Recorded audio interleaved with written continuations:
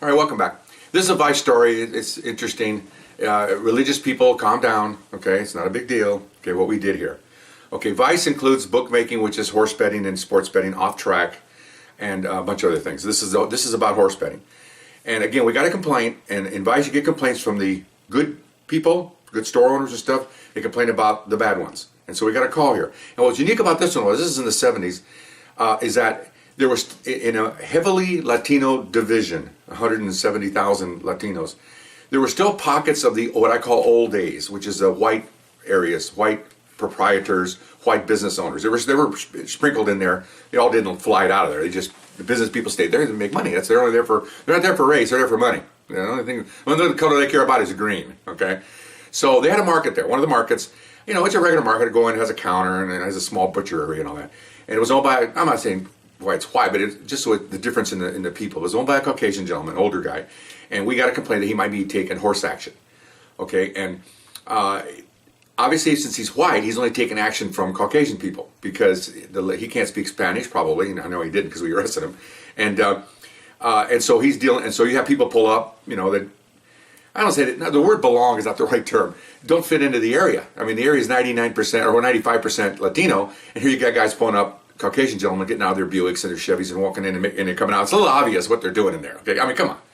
They could say they're friends and all that. Okay, fine. But we got to complain now. Now we're focused on this, and we have to clear the case. Either nothing's happening, or we make an arrest. That's the only two things we can do here, because the corruption back in the 40s and 50s, most departments now have a mandate when it comes to vice. You have to clear these things.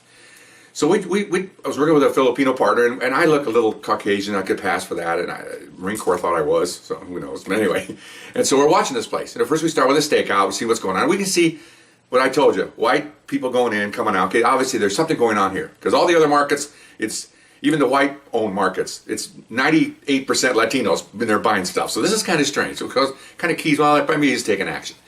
So we would go in and buy stuff to try to see if we can hear anything. You don't have to actually place the wager, but you can hear the wager. Calling over here. We couldn't do that. Every time a white guy would go in, we'd follow him. And the guy was kind of nervous and didn't really, would look at us and not do anything. And so obviously now I really know he's doing something. Okay, he's not conducting business since you're behind the first guy in the line, and they're sitting there. He's stalling.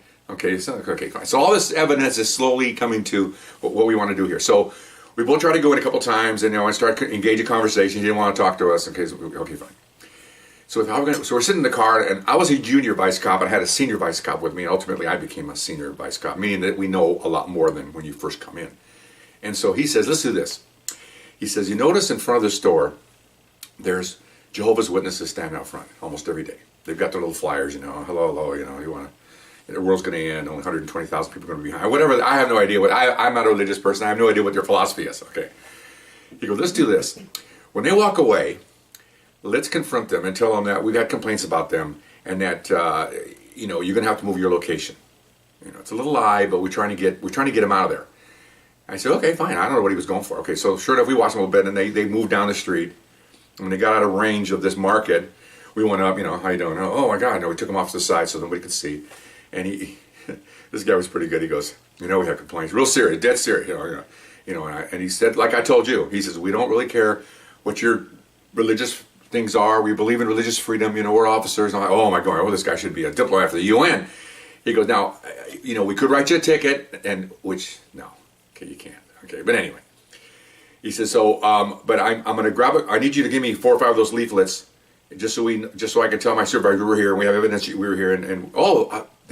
What do they like to give you? Leaflets, okay? To them, giving leaflets is what they do for a living, okay? So, here you go. How many do you want? Oh, it's just like a dozen. Okay, give us a dozen.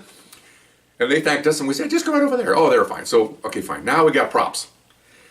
So we come back next day, kind of nicely dressed, not suits, but dressing nice, And now we're Watchtower guys. We're standing in front of the store, okay? I know nothing about Watchtower. I was raised Catholic. Okay, I'm a Mexican. But I don't know anything about this stuff. So I'm actually reading going, "Oh, this is interesting." I'm not saying it's good or bad, Anyway, so so now we're standing in front. Watchtower. We did it for a couple of days, watching people going in, and want to make sure that the owner, saw us, that we're not something that he's worried about.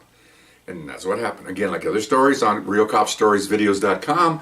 When I work Vice, you throw out that line. If you're a fisherman, see if you catch something. Okay, about the third day, we got him. Okay, we're standing there. White guy comes in. We confront him. Hey, you want? Oh, no, okay. And then my partner, pretty good guy, he's taught me a lot of this stuff.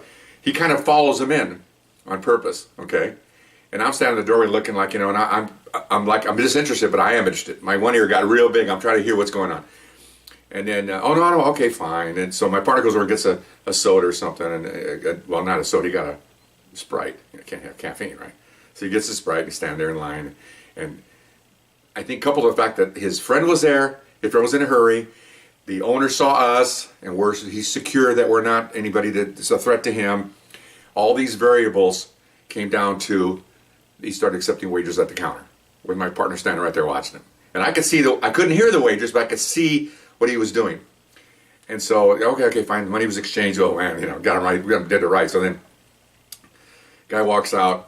And we've been on this thing for like a week now, so this is a lot of not that we go a lot of hours here. We're there maybe an hour in the morning or before first post, which is we're there about from 12 to 1:15 because the first post is somewhere between 12:30 and 12:50.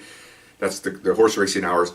So that's a lot of manpower. Two guys committed to this thing for, it doesn't seem like a lot, but it is because, your taxpayers, you're paying for me to stand around, and hold up pamphlets.